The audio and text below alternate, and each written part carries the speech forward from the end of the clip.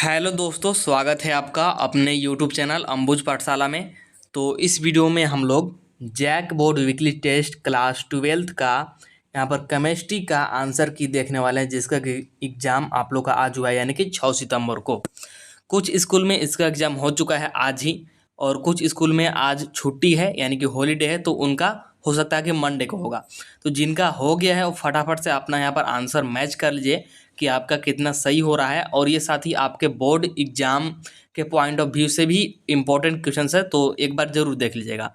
और जिनका भी वीकली टेस्ट आज नहीं हुआ है, आपके स्कूल में हॉलीडे है या फिर छुट्टी है, तो आपका मंडे को होगा, तो उसके लिए आप लोग नोट डाउन कर लीजिएगा, क्योंकि यही क्वेश्चंस आपका आने वाला है। ठीक है, तो चलिए वीडियो को स्टार्ट करते हैं। और वीडियो को स्टार्ट करने से पहले हमारे चैनल पर नए हों तो चैनल को सब्सक्राइब करके जरूर रख लीजिएगा। साथ ही वीडियो को अपने दोस्तों के पास भी शेयर कर दीजिएगा, क्योंकि वीडियो बहुत ही ज़्यादा इंपॉर्टेंट होने वाला है। वीकली टेस्ट के पॉइंट ऑफ व्यू से देखें या फिर आपके बोर्ड एग्जाम के पॉइंट ऑफ व्यू से देखें, दोनों के लिए इंपॉर्टेंट है। और अब पीडीएफ के लिए आपको क्या करना है, पीडीएफ के लिए आपको ज्वाइन हो जाना है टेलीग्राम ग्रुप में। टेलीग्राम ग्रुप का लिंक डिस्क्रिप्शन में दिया हुआ है, वहाँ से ज्वाइन हो जाइए। पीडीएफ वहाँ पर सेंड कर दिया जाएगा। साथ ही व्हाट्सएप चैनल का भी लिंक आपको डिस्क्रिप्शन में मिल जाएगा, वहाँ भी फॉलो करके रख लीजिएगा, क्योंकि आने वाले समय में टेलीग्राम बैन हो सकता है, तो सारा स्टडी मटेरियल आपको व्हाट्सएप चैनल के थ्रू ही मिलेगा। चलिए स्टार्ट करते हैं। तो सबसे पहले देखिए ऑब्जेक्टिव क्वेश्चन, जिसमें कि पहला क्वेश्चन क्या है, निम्नलिखित में से कौन सा डी ब्लॉक तत्व एक संक्रामक धातु नहीं है। Which of the following D block elements is not a transition metal. तो ये क्वेश्चन जो है मैंने कल ही कराया है, सेम टू सेम क्वेश्चन से, वहाँ पर डिटेल में कराया है कि क्यों नहीं है, क्या कारण है, सारा कुछ वहाँ पर मैंने बताया है। लेकिन यहाँ पर मैं आपको डायरेक्ट आंसर बताऊंगा। यहाँ पर मैं वीडियो को ज़्यादा लंबा नहीं करना चाहता। आपको जानना है कि यह डिटेल में कैसे हुआ, या फिर कौन संक्रमण धातु नहीं है, और इसका कॉन्सेप्ट क्या है। तो जो मैंने कल इम्पोर्टेंट वीडियो बताया था, वो वायरल क्वेश्चन वाला, उसको ज़रूर देख लीजिएगा। ठीक है, अगर इसका बात करें तो इसका राइट आंसर जगह हमारे पास ऑप्शन नंबर डी, यानी कि जिंक।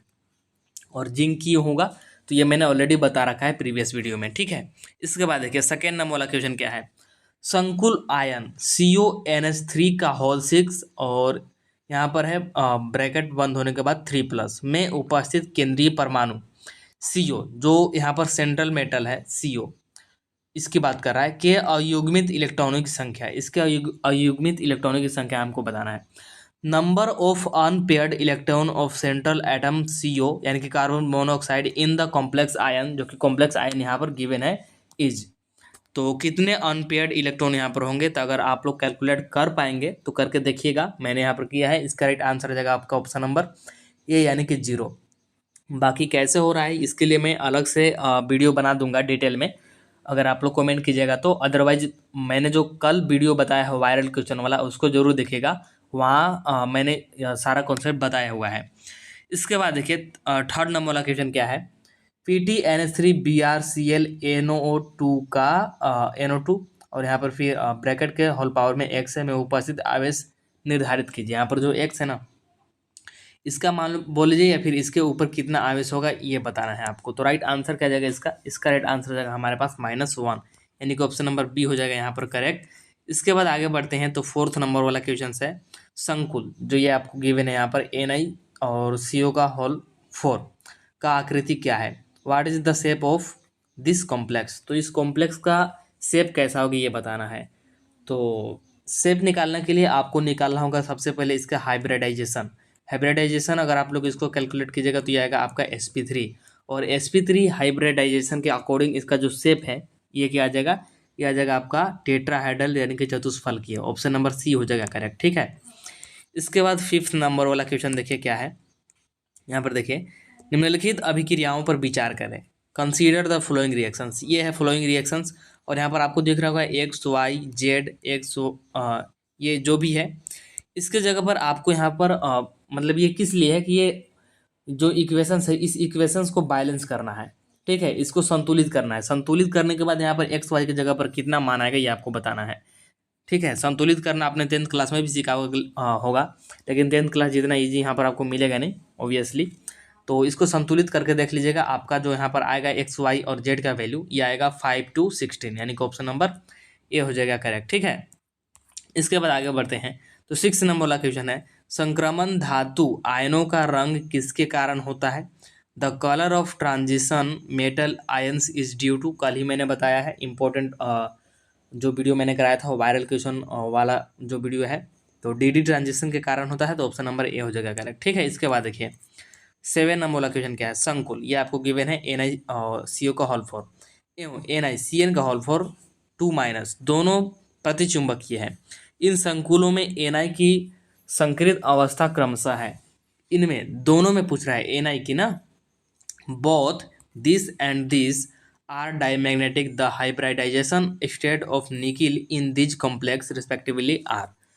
तो अगर हाइब्रिडाइजेशन निकालेंगे और निकिल का निकालना है दोनों कॉम्प्लेक्स में अलग अलग, तो ये आपका निकल करके आ जाएगा यहाँ पर sp3 आ जाएगा इसका, और इसका आ जाएगा हमारे पास DsP2। ठीक है, DsP2 इसका आ जाएगा, तो ऑप्शन नंबर बी हो जाएगा इसके according correct. Option number b हो जाएगा आपका करेक्ट। इसके बाद देखिए 8 नंबर वाला क्वेश्चन क्या है? जब I- को क्षारीय माध्यम में MnO4- द्वारा ऑक्सीकृत किया जाता है तो I- परिवर्तित होता है। When I- is oxidized by MnO4- in alkaline medium, I- converts into, तो किस में कन्वर्ट हो जाता है ये बताना है। तो ये आपका IO3- पे कन्वर्ट हो जाएगा, तो ऑप्शन नंबर ए हो जाएगा इसके अकॉर्डिंग करेक्ट। इसके बाद है 9 नंबर वाला, संक्रमण तत्वों की मुख्य रूप से कितने श्रेणियां हैं? There are mainly how many series of transition elements, तो ट्रांजिशन एलिमेंट के कितने सीरीज हैं? तो ये होते हैं आपके 4, यानी कि ऑप्शन नंबर बी हो जाएगा करेक्ट। ठीक है, इसके बाद आगे बढ़ते हैं। तो 10th नंबर वाला क्वेश्चन देखिए क्या है, यहाँ पर आपको दिख रहा होगा PtVrCl NO2 और NH3। ठीक है, और इसके बाहर है I। संकुल यौगिक आयतीकरण पर आयन प्रदान करेगा। ठीक है, ये कॉम्प्लेक्स है। Compound on ionisation will give the ion, तो कौन सा आयन यहाँ पर देगा ये आपको बताना है। तो राइट आंसर आ जाएगा I- यानी कि ऑप्शन नंबर बी हो जाएगा आपका करेक्ट। ठीक है, ऑब्जेक्टिव कंप्लीट हो गया। चलिए आगे बढ़ते हैं और सब्जेक्टिव को भी यहाँ हम लोग देख लेते हैं। सब्जेक्टिव का भी आंसर मैंने यहाँ पर तैयार करके लाया हुआ है। तो सेक्शन बी है सबसे पहले 2 नंबर वाला क्वेश्चन, जिसमें कि पहला है लेंथेनाइडो द्वारा कौन कौन सी ऑक्सीकरण अवस्थाएं प्रदर्शित की जाती है, ये आपको बताना है। What are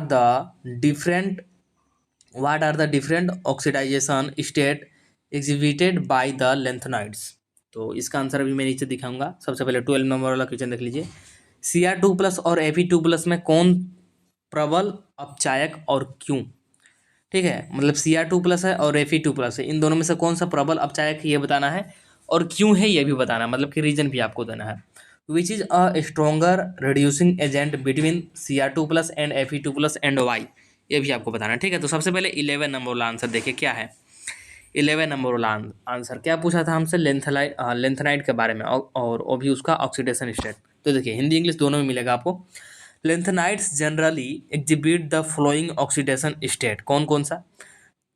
+2, +3 and +4। हाउएवर, मतलब कि लेंथेनाइड जनरली सामान्यतः यहाँ पर 3 ऑक्सीकरण अवस्थाएं दिखाती है, +2, +3 और +4। However the 3+ oxidation state is the most stable and common among lanthanides, और जो +3 ऑक्सीडेशन अवस्था है ये आपका सामान्य है। ठीक है, इसके बाद आगे देखिए। Some elements like europium and ytterbium show the +2 state while cerium can exhibit a 4+ state. ठीक है, हिंदी में वही देखिए क्या बोल रहा है। लेंथेनाइड मुख्य रूप से +2, +3 और +4 ऑक्सीकरण अवस्थाएं प्रदर्शित करते हैं। इनमें से +3 ऑक्सीकरण अवस्था सामान्य, सबसे सामान्य और स्थिर होता है, मतलब कि बोल सकते हैं स्थिर का मतलब अस्थाई। कुछ तत्व जैसे यूरोपियम और ट्रिबियम +2 अवस्था दिखाते हैं, जबकि सीरियम +4 अवस्था भी प्रदर्शित कर सकता है। ठीक है, तो यह हो गया 11 नंबर वाला क्वेश्चन का आंसर। इसके बाद देखिए 12 नंबर वाला क्वेश्चन का आंसर क्या है। Cr2+ यानी कि chromium in the +2 oxidation state, ठीक है, is a stronger reducing agent than Fe2+ iron in the +2 oxidation state, मतलब कि Cr2+ और Fe2+ में से स्ट्रोंगर कौन सा है? तो स्ट्रोंगर है आपका Cr2+। अब क्यों, ये रीजन देखिए। This is because Cr2+ can more easily lose an electron to become Cr3+, while Fe2+ tends to be more stable. The higher tendency of Cr2+ to lose electron makes it a stronger reducing agent, और कारण भी यहाँ पर बता दिया गया और same यहाँ पर हिंदी में भी लिखा गया है कि जो Cr2+ है और जो Cr2+ क्या है तो क्रोमियम प्लस 2 ऑक्सीकरण अवस्था में। ऐसे ही Fe2+ है, Fe2+ क्या है तो आयरन प्लस 2 ऑक्सीकरण अवस्था में। तो ये जो है Fe2+ की तुलना में क्या है, एक मजबूत अपचायक है। इसका कारण है कि Cr2+ आसानी से एक इलेक्ट्रॉन खोकर या फिर छोड़कर Cr3+ बना सकता है, जबकि Fe2+ अपेक्षाकृत अधिक स्थिर या फिर बोल सकते हैं इसको जो स्टेबल होता है। ठीक है, Cr2+ के इलेक्ट्रॉन को खोने की उच्च प्रवृत्ति इसे एक मजबूत अपचायक बनाती है। तो ये हो गया आपका 11 एंड 12 नंबर वाला क्वेश्चन का आंसर। इसके बाद आगे बढ़ते हैं तो सेक्शन सी देखिए, जिसमें कि है हमारे पास 3 नंबर वाले क्वेश्चन। तो दोनों क्वेश्चन देखिए, इसके बाद यहाँ पर आंसर भी है। क्या है कि M2+ एक्वस आयन और इसका परमाणु क्रमांक दे रखा है Z M। यहाँ पर क्या है तो M है मेटल और इसका 2+ है, एक्वस अवस्था में है। ठीक है, आयन है ये। परमाणु क्रमांक दे रखा 27 के लिए प्रचक्रण मात्र चुंबकीय आघूर्ण की गणना कीजिए, मतलब कि मैग्नेटिक मूवमेंट निकालना है। Calculate the spin only magnetic movement of, ये कोई मेटल है, इस पर +2 है और एक्वस आयन है। ठीक है, और इसका Z गिवन है यानी कि एटॉमिक नंबर। और 14 नंबर वाला कि निम्नलिखित उप संयोजन यौगिक के IUPAC नेम लिखिए। Right the IUPAC name of the flowing compounds, और यहाँ पर 3 कंपाउंड आपको गिवन है। तो चलिए अब इसका आंसर देख लेते हैं फटाफट से। तो सबसे पहले 30 नंबर वाला क्वेश्चन का answer, the element with atomic number 27 is cobalt. जो एटॉमिक नंबर हमको गिवन है क्वेश्चन में 27 है, और 27 एटॉमिक नंबर होता है कोबाल्ट का। ठीक है, the electronic configurations of cobalt in its ground state. अगर कोबाल्ट का हम लोग यहाँ पर देखें, अगर कोबाल्ट का हम लोग यहाँ पर देखें क्या इलेक्ट्रॉनिक कॉन्फ़िगरेशंस, तो होगा आर्गन 18 और 3d7 और 4s2। 4s2 को यहाँ पर हम लोग पहले भी लिख सकते हैं, कोई टेंशन की बात नहीं है।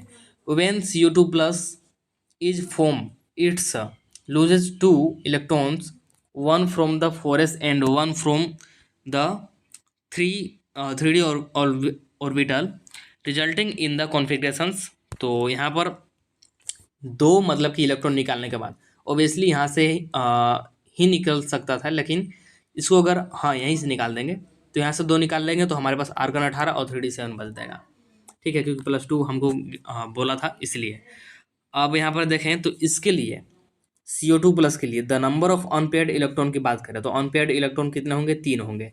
तो बस यही हमको यहाँ पर मेन ज्ञात करना था। इतना आपको लैंग्वेज लिखने की जरूरत नहीं है, चाहे तो लिख सकते हैं, अदरवाइज स्किप कर सकते हैं।